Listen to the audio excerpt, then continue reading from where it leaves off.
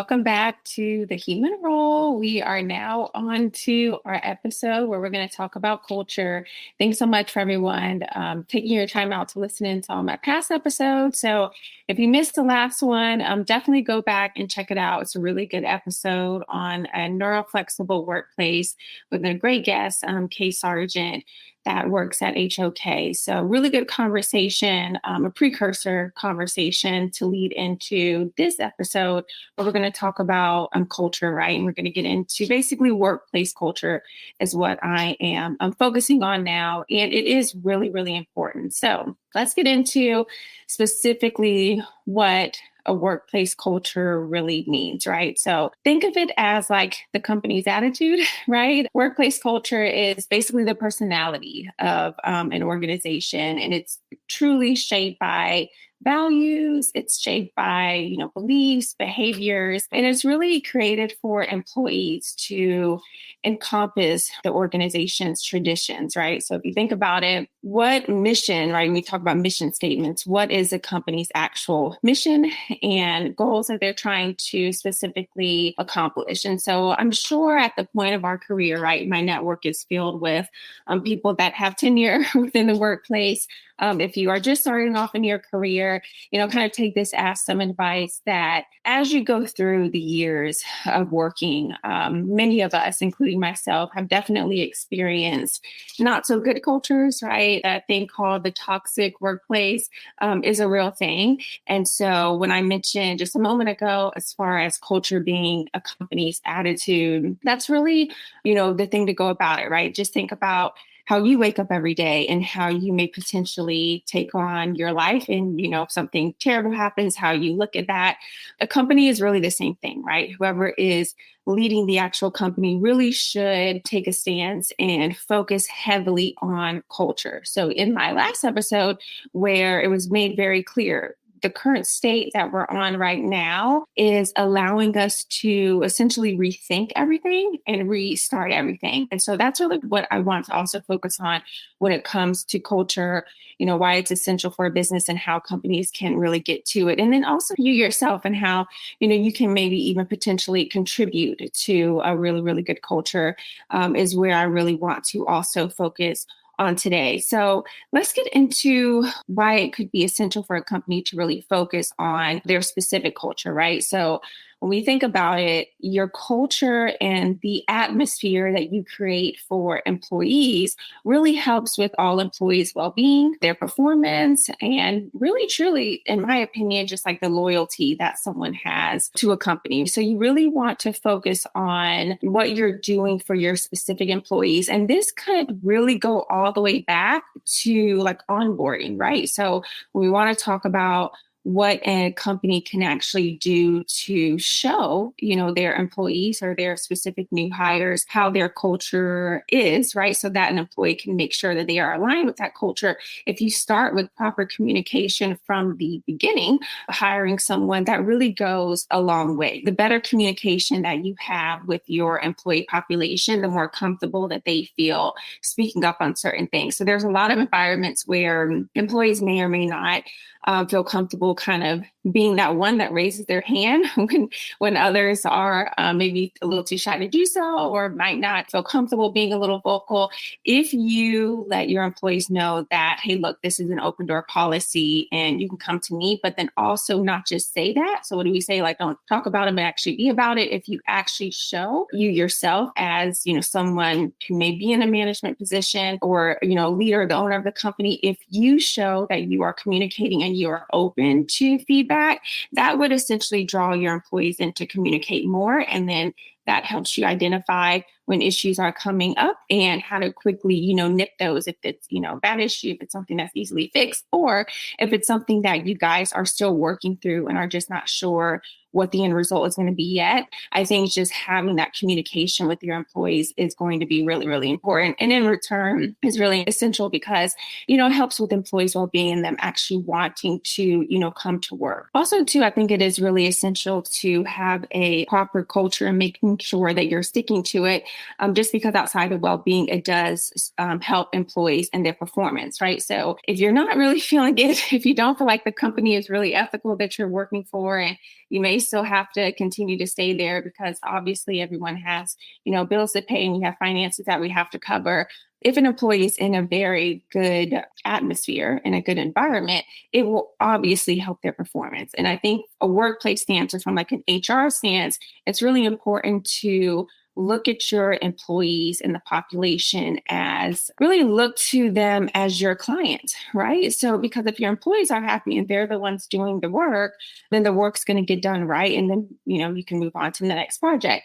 So, you really want to just make sure that you are really focusing on your employees, making sure that they are heard and understood and feel cared for, because that all encompasses and goes into the culture, and in return goes into your employees' well-being, goes into their then performance, and then you'll get loyalty, which then the loyalty leads into good tenure, right? And so that good tenure means that, if employees are loyal and if they're feeling good, they're going to refer their, friends, which would be, we always love referrals when we're on the HR side.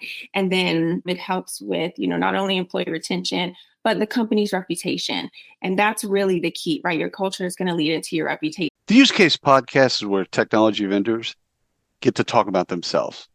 And it's a wonderful place for vendors, investors, and practitioners to listen to the story of the solution, the features, the benefits, the attributes, etc. And we get to know the CEO or founder during the call, and we also get to know the tech. So subscribe to the Use Case Podcast.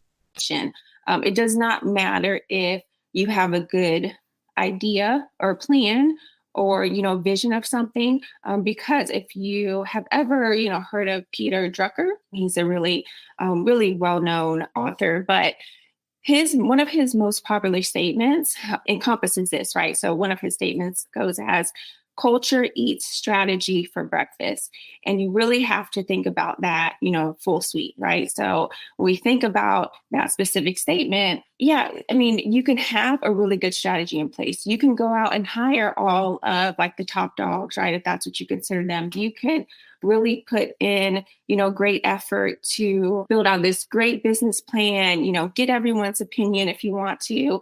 But if all of those people come in and if the culture is terrible and your statement is one thing, but you're going about it the complete opposite way. And if people are uncomfortable and you have, employees potentially butting heads, and if you're accepting that without fully, properly addressing it, and if your owners and C-suite executives are walking around talking to people in any kind of way, or just maybe not even talking to people at all, maybe walking past people and making people feel like non-existent, if that is occurring, 9 times out of 10, your project is not going to get done. Or if the project does get done because, someone just wants to make sure that they close out the actual project and then get on, you're probably not going to have a good reputation after the fact, because, the industry essentially is small. One person knows another person, and then your reputation is, completely done. If you think about it, having to go back and fix, a bad reputation is a lot harder, right, than just sticking to it and doing the work and doing the best that you can in real time as time goes on. So you want to just make sure that you are doing all that you can to continue on this path of having such a good culture, just because it is very, very critical when you are trying to retain talent. And as we know, and I've talked about it in plenty of other past episodes, we are essentially right now finding ourselves not in just an employer market. We are now in an employee market, right? So employees want to know what their benefits are, right? As COVID has, come and still here, but we've at least gotten used to it now. The entire flexibility of a workplace, right, is really, really a hot topic. So there are companies that want their employees to come back into the office or at least be hybrid. That's another heavy critical factor that we really need to consider. So coinciding with my last episode on the neuroflexible workplace, if you want people to come back into the office, you really need to put some effort into your office, right? Versus having people come back and them either be stuck in a cubicle or them not even have a proper place to sit and, and then be kind of irritated or not able to get their work done. I mean, we touched on, people that may have ADHD. We've talked about, people that could potentially be autistic. You really need to, from an HR stance, really understand your population and then communicate that properly to, your directors and your C-suite leaders. And so that way they know how the office needs to be built out and really talk to your employees. I just said that a moment ago too. I mean, communication is heavy, heavy, heavy key here, right? Employees want to feel like they are heard. And so that, you can't just talk about it. You definitely have to be about it is substantial. You can't just say that this is what we're about and then do something completely different. And if you can really, really, really get your culture down to a T, you can really have a successful business. Now, totally understand not everything or every situation can be perfect. And also when we talk about communicating, sometimes, I know there's been some executives that I've ran to in the past that just aren't comfortable yet communicating what's potentially to come. But then when the opposite effect of that is that when things are announced, you don't want employees to feel blindsided. So I would say to really just always get something together, some type of communication together to where even if it doesn't say everything, it just lets the population know of something, right? So they're not totally feeling left out. Another point I want to say about culture is to make sure that you have solid leaders in place.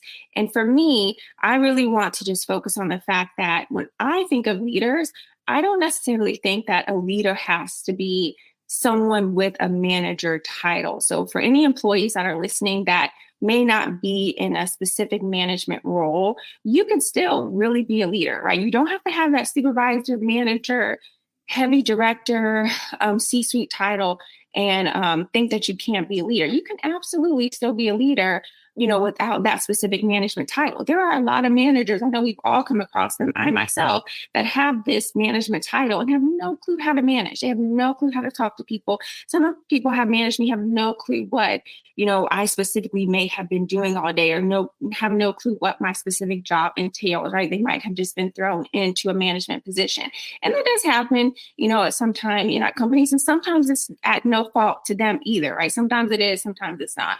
But I just want to communicate to everyone, like, always really go about your day trying to be a leader as much as possible, especially once you start getting some good experience and tenure under your belt, right? You don't want to show up for a job and then just sit there and be mundane and do anything.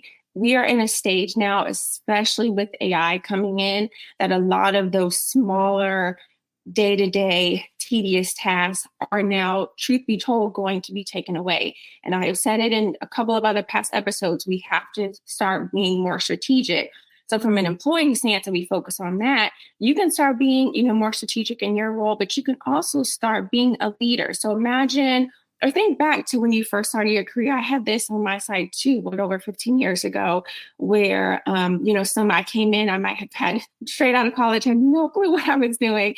And I did have, a couple of really great people that took me under their wing and, kind of explained stuff to me. And things may not have made sense at that time, but probably year after year, now that I'm, older, definitely a lot of things that they were saying then definitely make sense now. So just keep that in mind that if you see a new person that comes in, isn't sure what to do, isn't sure how to go about things, do what you can to take them under your wing, right? Definitely, talk to them, communicate with them. If you see they're struggling in some area, I think it is definitely essential to really dig into them and just kind of let them know that they're not alone in this situation, because then that does show you're a leader. And that could potentially get you to a management position if that's what you want, right? Some people don't necessarily want to manage people.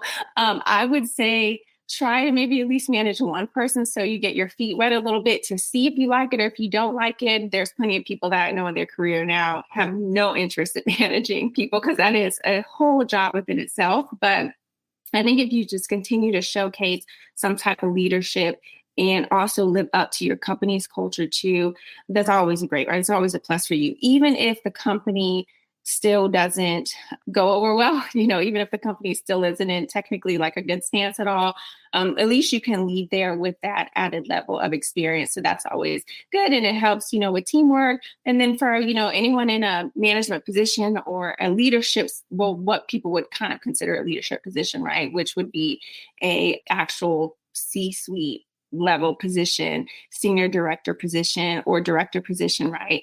Or someone that has a title of a manager or supervisor. You really want to make sure that people are not feeling like they're unheard. I would never go after like the whole scare tactic, right? So that I know sometimes that's a tactic that managers try to use, but that is never a good reflection of culture, right? That's never going to make people feel comfortable opening up to you. It's only going to make people shut down and not want to talk about things. And then next thing you know, that whole quiet quitting is coming into play. So I would always say and suggest that you definitely tried your best to be open, to all of your employees, talk to them, have those one-on-one meetings, whether it's weekly, bi-weekly, or monthly. Definitely make sure that you continue to hold an open door policy. And then also to live by your company's culture. It's really important that you yourself, as a manager and in a leadership, specifically what people would initially look at as a leadership role and title, that you yourself are always following suit with that, right? So that no one can think that you reflect poorly, on the business. And so sometimes that does happen.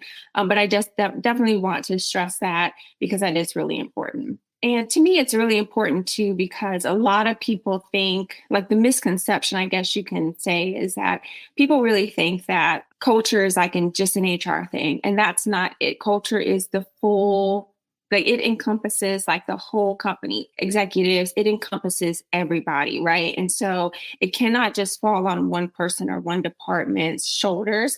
Like HR can't fix the culture if they can have a conversation with the employee, right? And try to make the employee feel better. But once the employee steps out of their office and goes back and has to go back to maybe potentially, a bad manager, it's never going to get better, right? So this is the work for everybody involved, even if you're considered a lower level employee of the company, all the way up to the owners of the company.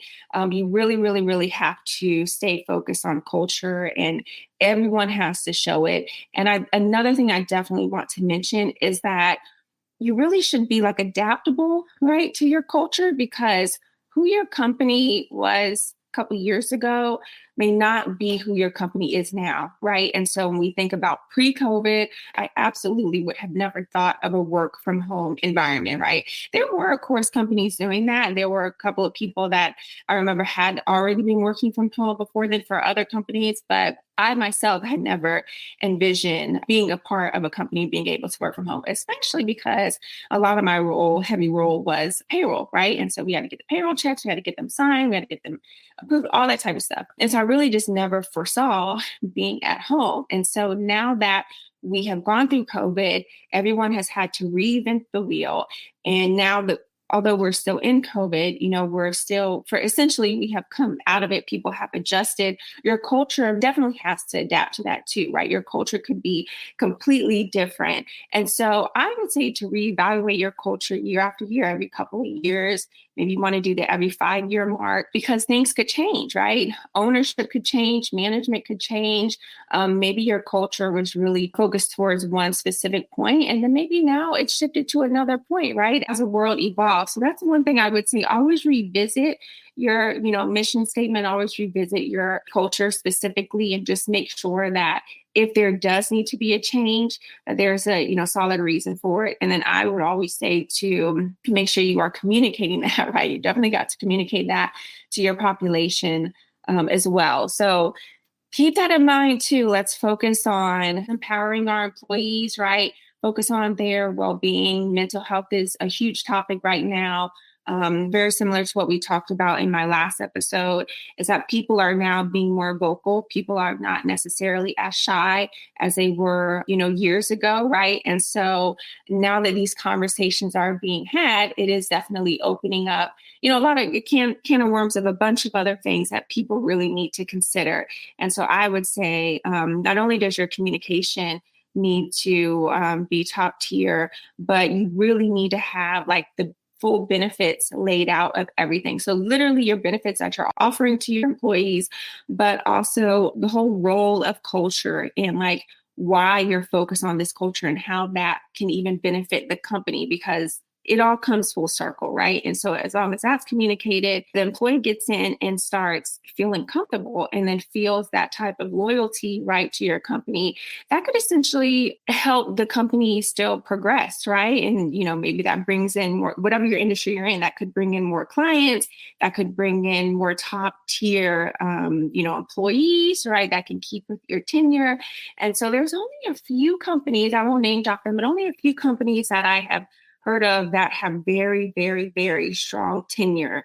And those companies, to my understanding, through certain research, have gone through very, very, very heavy culture, reviews and made sure that they've stuck to that and been very intentional about it. So it is definitely possible.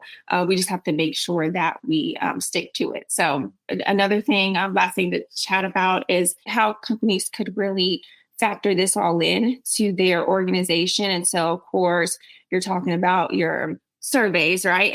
And so surveys I know sometimes can be scary for employees, even if it's surveys where you tell them, hey, look, it's fully confidential or whatever. Not everyone believes that. I remember back in the day, I didn't believe that at all. But so sometimes you may not get the best feedback from that. So you really have to spend a lot of time building and fostering those relationships. But surveys are really good to kind of just hopefully get some type of data from your employee population, because there are going to be those groups of employees that are really open to being vocal.